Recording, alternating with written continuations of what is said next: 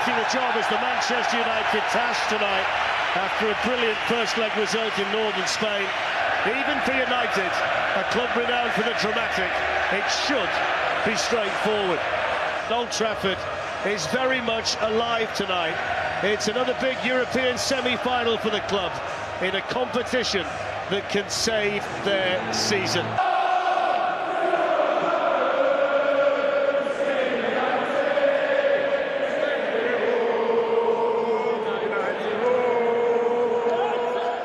Robert, you've been with Manchester United every step of the way in this competition this season. Surely it's going to be straightforward for them tonight. It's important they get off to a good start, but 3-0 up, you would think it would be easy for Manchester United tonight. So it looks as though they're going to go long for the first time tonight from the throw-in. That's Marouane Sanadi, who's the obvious target for a situation like this one, but that's not the best of throw-ins at all. He's going to chase this one across, but he's giving it up here to Unai Simon. Berenguer with a chance, and that's a good early chance. It's a nice ball fed through here to Fernandes. On it goes to Garnacho. Out comes the goalkeeper, and did superbly. Aguirre Bazal.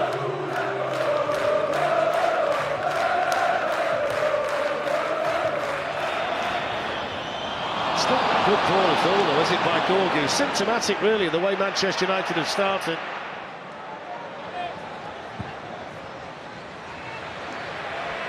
Harry Maguire challenged by Sanadi, able to stand his ground, but it's a sloppy pass. It's straight to Jallo. He's going to hit one straight at Lenny Yoro. Now Yari Gizar with a chance to goal. That's brilliant. What a goal! Top corner, and there's pandemonium now among the Bilbao supporters. Well, there's a turn-up. Go out. He said stop the early goal, and it's not worked. As he got beat from so far out. On it goes to Jallo. The man in the way was Ugarte, and now they're picking up in a decent area, Manchester United. Kudorgu. Garnacho'S in. Brilliant ball. Goalkeeper to beat. Lifts it over the arms right. Couldn't finish it. Take it to the side, go round the goalkeeper, use your pace. It's a big chance. Manchester United almost through to half-time. In fact, they are. But it's not without the scare, and it's not without the opening goal tonight for Mikel Yari Gizar. Beautiful goal, top corner. They've got the cushion. It's still a 2-goal lead, but there's work to do, and there are certainly nerves inside Old Trafford at half-time. Half-time on the night, Manchester United 0, Athletic Club 1.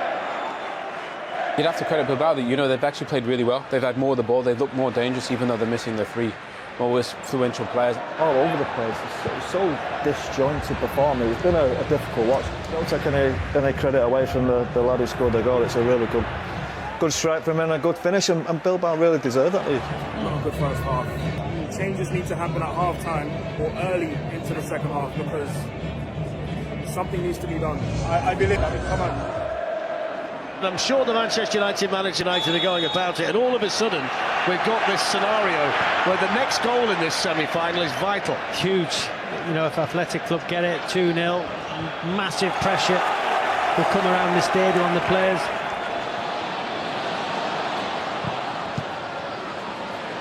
But really interested to see the manager's changes if it stays at 1-0 for the next 5 or 10 minutes. Will he be positive and aggressive in his changes? Bruno Fernandes has lost it. Now Garnacho gets it back again and slides it through, and there's Harry Maguire, and they've started the second half well. You've got Luke Shaw, Mason Mount, and Ahmad. Hopefully they can do something here, because it's very, very powerless at the moment. Stretford is behind them, but what do we do? This is where the manager will earn his money. Ahmad's going as a 10 with Mount, it looks like. Positive changes from the manager.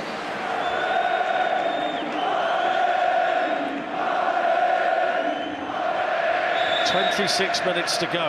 Manchester United 26 minutes from Bilbao. Free header right towards the corner, and that wasn't that far away from Nunes.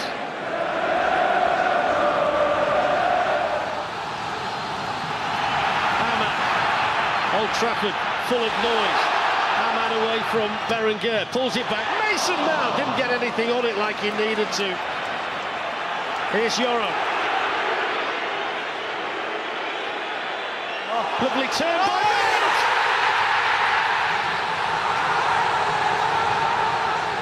Is that the goal to send Manchester United to Bilbao for the Europa League final?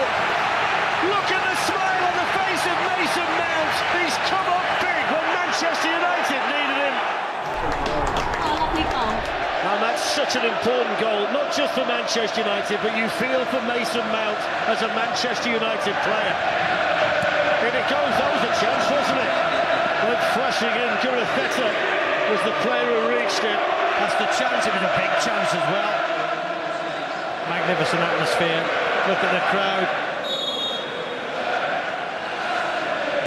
Free kick taken by Fernandez.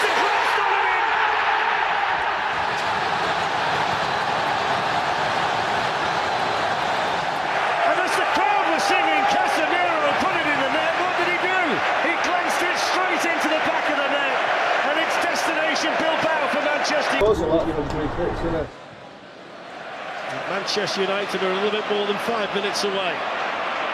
Look at Lenny Yoro striding forward. Dorgu. Amat. Pulls it through!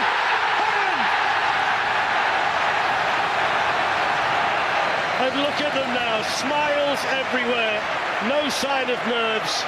Rasmus Højlund joins the party, come on! Confidence for Højlund. I mean, what a journey it's been in the competition. I mean, they were fine in the group stage, but then there were rocky moments against Real Sociedad. It was an absolute up and downer against Lyon. And then we've got this. It's got to go. He scored it. Astonishing. And what a way to put the exclamation point on a glorious night for Manchester United in a European semi-final. A quite outrageous finish from Mason Mount. I think it's been the best 30 minutes of his career. What a performance from Mason Mount. And back into a European final. Massive pressure, the season resting on tonight's performance. That second half, good substitutions. Mason Mount with 2 world-class goals. The Spurs Manchester United final on TNT. What a night to look forward to. For me personally, obviously my first goals here at Old Trafford, so a special night. One I've been waiting for a long time, and we want to finish strong now. It's the history of this club. It's a history of winning trophies all the time. Even in these bad years that we're having, history tells me they've got a great chance of winning it. We need to win it. If we don't win it, it's nothing. It means nothing for us. 15th versus 16th in the Premier League, but somehow it's the Europa League final. A difficult season for both managers, Ruben Amorim and Ange Postecoglou. Kweku, a win in this competition, who do you think it would mean more to? I'm stuck between a rock and a hard place here because I'm supposed to, as a Chelsea fan, I'm supposed to have a disdain for Spurs, but throughout my time growing up watching Chelsea, Spurs were never a threat. I think that Manchester United have an opportunity to springboard off the back of winning the Champions League or winning the Europa League. They are still Manchester United. They are still a huge draw. We see it in the Europa League. When teams come to Old Trafford, they freeze because despite how poor they've been in recent seasons, they're still a behemoth of a football club. And I still believe in Ruben Amorim as a manager. I think Spurs, if they were to win this Europa League and qualify for the Champions League, they'll be very happy that they won the trophy. Daniel Levy will be very happy they qualified for the Champions League, but I don't expect them to go on next season and become a force. And so I think it's more important for Manchester United. Jim Ratcliffe's made everybody acutely aware of how little money Manchester United have got. Amorim, we all know, needs his players to succeed at the football club. So I think if Man United were to win this competition and qualify for the Champions League, it will have more of an effect, a residual effect on their football club than Spurs. I mean, I've always said it, I think one of the most important things about being in the Champions League, as well as just having that financial backing, is the ability to attract the top players. I think, as you mentioned, Man United haven't really struggled with that. I think their wage structure allows them to pay players a lot of money anyway, so even if money is the motivation, people will be inclined to join Man United. I think if Spurs get into the Champions League with that huge new stadium, they can springboard off the back of that really successfully, because they probably do have quite a lot of money to spend, because they haven't spent a huge amount. They also have a new stadium. They live in London, which is a huge draw, and to be in the Champions League will allow them to get better players. But I'm not sure that many players after the back of this season would actually want to play for Spurs, having seen what's gone on, and especially if Ange Postecoglou is the manager there. I think everything you've said is right in theory. Like, Spurs should be able to, if they go on and win the Europa League, create a springboard from that and go on to bigger and better things. But history tells us that they won't. History tells us that Daniel Levy will put a load of the money to one side. He'll look after the business first, the football team second, and Tottenham Hotspur will end up in a very similar situation to the one that they found themselves in maybe last season, where they're knocking on the door 5th, 6th in the league, but that feels like it's kind of their ceiling at the moment. In answer to your original question, who's it more important to? It's more important for me to the Tottenham fan base than it is to the Manchester United fan base, because they've been starved of success and silverware. It's probably more important to Ange Postecoglou than Ruben Amorim, because I think it's the difference between him keeping his job and not. Amorim could do with the money, and Amorim could do with obviously the funds to rebuild at Manchester United, and obviously being in the Champions League makes a difference there. But he's going to start the new season as the Man United boss regardless. And as you say, yeah, money's a problem, but I think they can still attract players because they're Manchester United. So this is a really, really fascinating one. I think Ange Postecoglou's just given it so much, hasn't he, about winning trophies in his second season. And I think the only reason he's not been sacked so far is because they're still in this competition.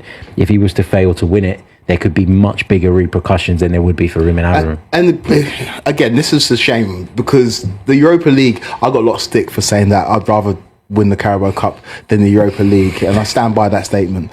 But this is the shame. It's a shame that there's two English teams in the final of the Europa League, because on the continent they view this as a major trophy, whereas in England they view it as a means to generate more funds by qualifying for the Champions League. And so in this final, we are looking at these two teams not for the merits of this final, not for the merits of the trophy, but what it means for next season. And I think that's a shame in the cup final, especially a trophy that, like I say, so many teams on the continent take very seriously. But I'll take your point about Ange Postecoglou. This could be the difference between him keeping his job or losing his job. I've been on record in saying that if Spurs win the Europa League, he deserves to keep his job. He's delivered the trophy, their first trophy in 17 years, and he's also qualified for the Champions League. That's going to please his boss in Daniel Levy.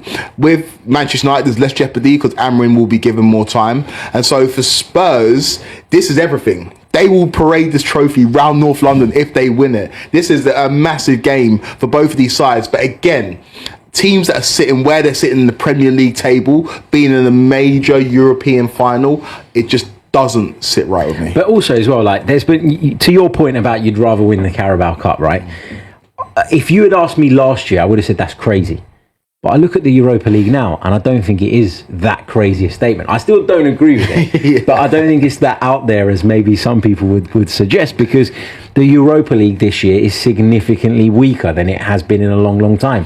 The lack of Champions League dropouts, okay, some people will say that's fairer, but as a competition, in terms of its level, the level has dropped. The fact that we've got 15th and 16th sort of in the Premier League on course to make the final says everything you need to know about the standard of this competition.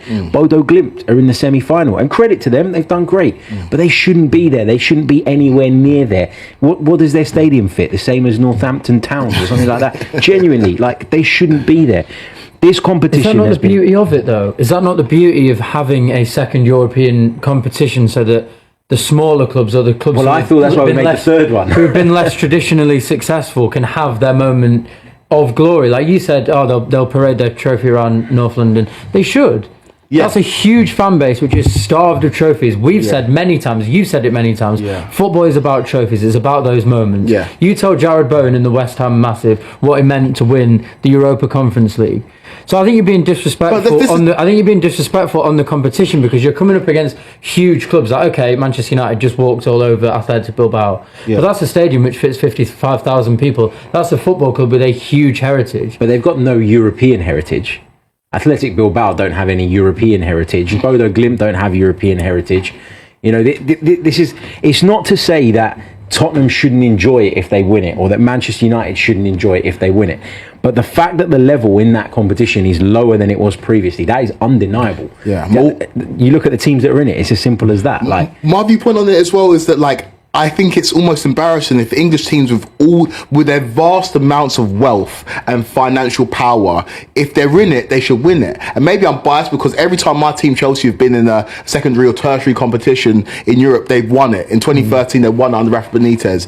In 2019, they won it under Mauricio Sarri. Two managers that aren't beloved by Chelsea fans, but it's the financial might of the Premier League dictates that those teams should win this competition on a regular basis. And that's why, for me, it's a shame, because we're looking at two teams, maybe not Spurs, but United, who are almost looking past the trophy, looking at it as a means to an end. And I don't think that's right. I think this competition, like you mentioned, should be for those teams that aspire to win European silverware. For United, that's not that. For United, this is a completely different case. It's trying to get in the Champions League. I think for Spurs it is, and I think the fact that it's two Premier League teams makes it an exciting tie. The fact that Manchester United have quite a poor record against Spurs also makes it quite an interesting tie. Where do you actually see the game going? It's sod's law, right? The Spurs have beaten Man United twice already this season. In the final, I think I'd take Manchester United. Spurs, for whatever reason, don't give you the sense that when it's the high leverage moments, they can come through. Manchester United, I know they made a pig zero of the game against Lyon, but they managed to find a way. Over the last couple of seasons, I know Ten Hag's first season was decent, they finished third, but they won a trophy as well. They won the League Cup last season in a very poor season for Manchester United, their poorest in Premier League history up until this season. They still won the FA Cup against City in a very good performance. For some reason, Manchester United find a way and Spurs find a way to lose games. They are an accident waiting to happen. And for me, if I have to pick a winner in this final, I'll go Manchester United. If you ask me about the X's and O's, I think Spurs are actually quite suited to play Manchester United, and we've seen it this season. But it's predicated on fitness. It's predicated on Van de Ven and Romero being fit, Udogie and Porro being at it, and being able to exploit those wide areas, because I think you've got wing-backs who don't quite understand the remit of the job right now. And if Udogie and Porro... Manchester United have a 2-week spell to prepare for the Europa League final against Tottenham Hotspur.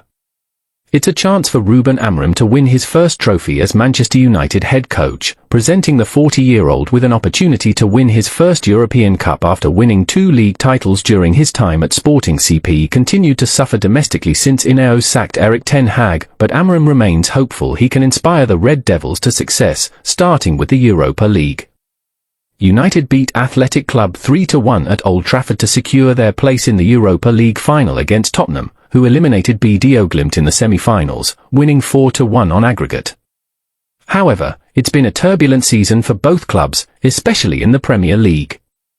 They are both set to finish in the bottom half of the table, despite aiming to compete for the top 4 at the start of the season. United are positioned slightly higher than Tottenham in the standings, but we will be reminded of the fact Ange Postecoglou's side did the double over the Red Devils in the league this season. Amorim will be of the mindset that United must change that record by beating Tottenham in Bilbao.